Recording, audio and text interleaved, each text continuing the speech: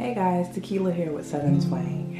Tonight I am wanting to do this vlog just because there's so many ideas swirling through my head. So I did my 23andMe DNA ancestry results, whatever you call it, and so I did that, found the results out maybe like a week or two ago. So right now I'm kind of like on this journey to put all the pieces together, or as many pieces as I can. So that is what I'm going to be talking about tonight. Some of the revelations that I have made, some of the pieces that I've discovered, and I'm putting them together because it's very interesting and very exciting. So stay tuned if you want to hear more about what I found out. So with 23andMe, it has a feature where after you find out your DNA results, you can share your information with people who have who are related to you, and of course they know that they're related by their DNA. So they share their DNA, you share yours, and you can contact them. You can message them on the website, and then you can exchange information to communicate offline to figure out how you're connected and to exchange pieces of the puzzle. So I've been contacted by two of my relatives so far. One is on my father's side, and one we don't know how we're connected yet, and so we're still working on that. So I was trying to figure out how I'm connected to my cousin Alice.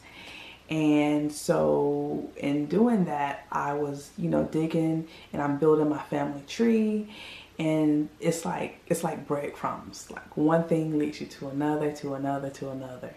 And so you can jump from one side of the family tree to the other, like without even realizing it. Everything just flows and it's interlocked.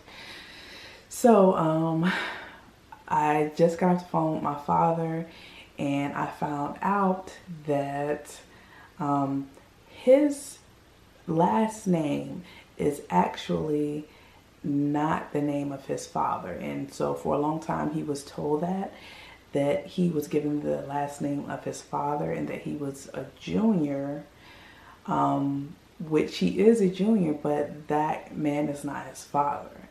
And so when my other cousin, Adolphus, was giving me this information, and I was looking it up, and then I asked my auntie, who is the brother of my father, I'm like, this is not adding up. I said, either the guy who he thinks is his father is not his father, or you gave me some wrong information. So come to find out that my father was already aware of the fact that the name that he was given was not that of his birth father. And I vaguely remember him telling me that a long time ago. So it kind of clicked, and then he confirmed it, and the DNA definitely confirmed it, because sometimes we believe that, we're Native American and we're not. We believe that we're, Polish and we're not, but the DNA doesn't lie. It's facts. So all that was confirmed, and I realized that, okay, well, since his last name is not that, it's this, then I'm probably connected to people in my own town with that last name, and for all these years I didn't realize that, which is cool and crazy at the same time. So one thing that my cousin Adolphus told me is that we have links to Sierra Leone. And this is the thing that's just kind of just like blowing my mind, because if you guys have watched my 23andMe DNA reveal, you know that I've revealed that my ancestry, I am 71% West African, 20% British and Irish, and some other part of Europe.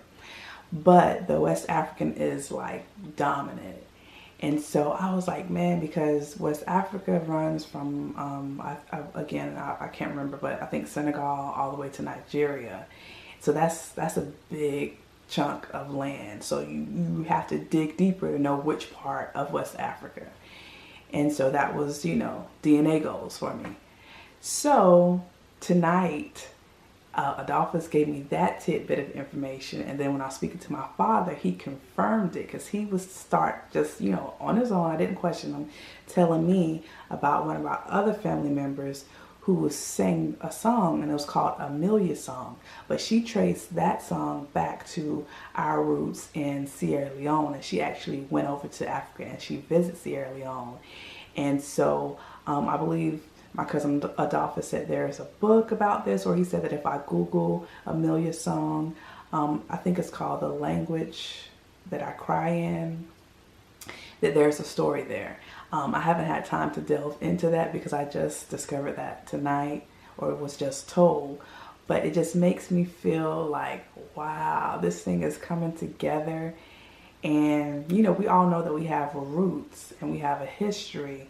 But when you start to uncover it and have tangible, evidence documents and people that have, linked things together, it starts to feel kind of like surreal. And I was just texting my mother, letting her know that, there are no coincidences. So also tonight, I found out that my great-grandmother, or if she, were alive, I would call her my Gigi. My Gigi, her birthday is today. Of course, she's, deceased. She was born in 1901. So she is deceased. But in my research, I discovered her first name, because my grandmother only knew a part of her first name. Now, I guess since my Gigi was referred to as that name, she thought that that was her whole first name, but it wasn't. So tonight I was able to tell my grandmother her mother's full name and her mother's birthday, which I don't think she knew. My grandmother is in her 80s, so maybe she knew at one point about the birth date and, forgot, because it is on the headstone at the cemetery. So, but I just thought that was, kind of cool, because that's not a coincidence. What are the odds of me finding that information out about my Gigi on her birthday? Like, that's not a coincidence. So it just makes me feel like, when you're reaching out, it makes me feel that I'm reaching out for information, and it's like my ancestors are reaching back out to me. They're speaking to me through this information, and they're wanting me. It's like they're saying, come find me, come see where you come from, come find your origins. And this is amazing. I've always loved history. And I always said when I was young that one day I'm going to do my DNA, I'm going to do my genealogy, is what I said. And so now I'm on that path. And it's kind of obsessive, because it's so much, it's no end to it, and you can just keep going. And I feel like, wow, like I just want to find as much information. I'm plugging in names and dates and birthplaces on the family tree tonight, and it's like, okay, I know I'm going to be up late tonight doing this, because I just don't want to stop. But I had to stop to make this vlog, because I wanted to get this out while it's fresh in my mind. And I think that this is going to become like a series. I'm in search of my origins, and I just want to share this. I might even find some of my relatives, based on this series. But for those of you who are out there and you are interested, we spend money on things that we don't need. We spend money on things that we consume, and then they're gone. But, a couple $100 is money well spent when you're trying to find the story of you, and you're trying to figure it out. And no, I'm not being sponsored by 23andMe, but I could be, because I'm really feeling it right now. So I don't know how we get to the point in life where we're so consumed with other things, and we're not even talking to, you know, the elders in our family and documenting these things, because like I said, my grandmother is 80, 83 or whatever. I can't ever remember the exact number. I know the year she's born though. But she's in her 80s, and when she's gone, it's going to be all that much harder to get this information, to plug everything in. So I feel kind of guilty that I, you know, just now doing this, and I'm in my mid-30s. But it's better late than never.